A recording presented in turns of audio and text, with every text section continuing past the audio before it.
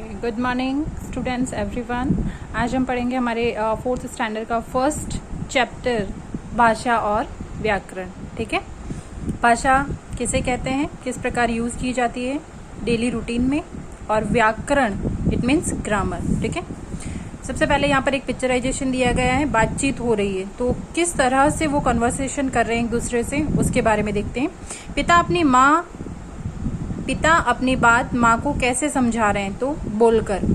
माँ पिता की बात कैसे समझ रही है, सुनकर। रीमा पाठ को कैसे समझ रही है, तो पढ़कर।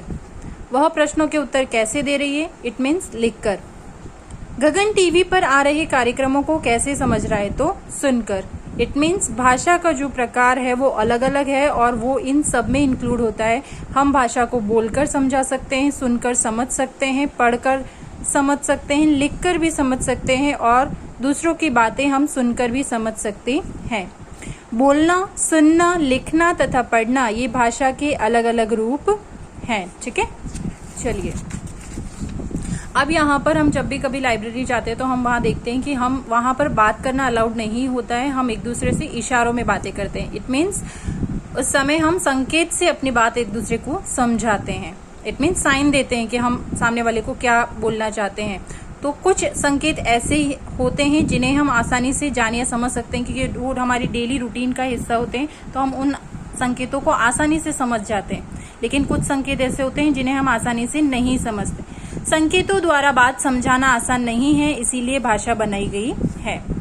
एक दूसरे तक अपनी बात पहुंचाने का साधन भाषा कहलाता है। अंडरस्टैंड? चलिए, भाषा के दो रूप हैं। ठीक है, भाषा के दो रूप कौन से हैं, मौखिक और लिखित। मौखिक का मतलब होता है ओरल और लिखित का मतलब होता है राइटिंग में। भाषा के दो रूप हैं, मौखिक और लिखित। चलिए, मौखिक भाषा किसे कहते हैं?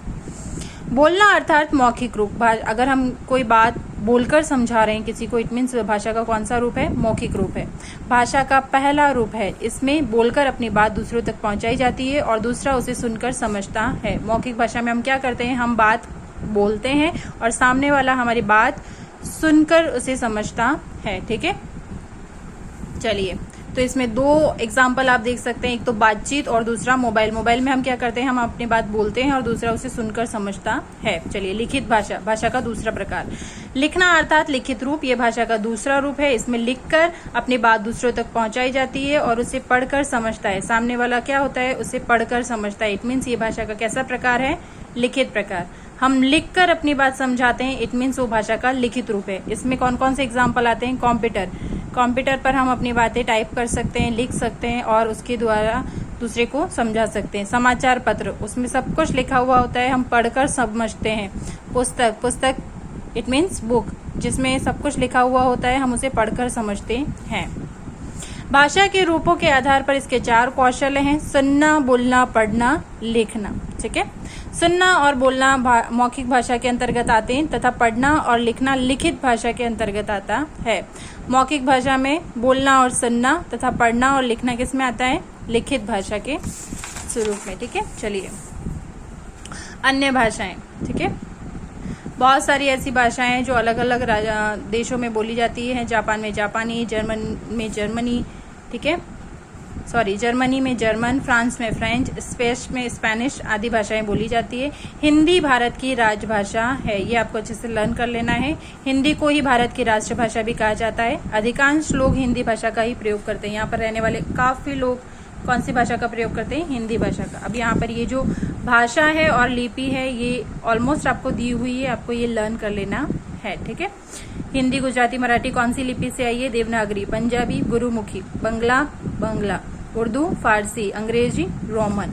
अब व्याकरण क्या है और इसे क्या है, चलिए यहाँ पर एग्जाम्पल दिया हुआ है हमारे सामने। ऋतु नाच रहा है, मेरे को अपनी माँ के साथ जाना है। तो जब आप ये लिखा हुआ है मेरे को, जब आप इसे पढ़ेंगे तो इसमें आपको उच्चारण के तौर पर अशुद्धि दिखाई देगी। ठीक है, पहला वाक्य ऋतु नाच रहा है गलत है क्योंकि ऋतु एक लड़की है, तो वाक्य क्या होना चाहिए, ऋतु नाच रही है।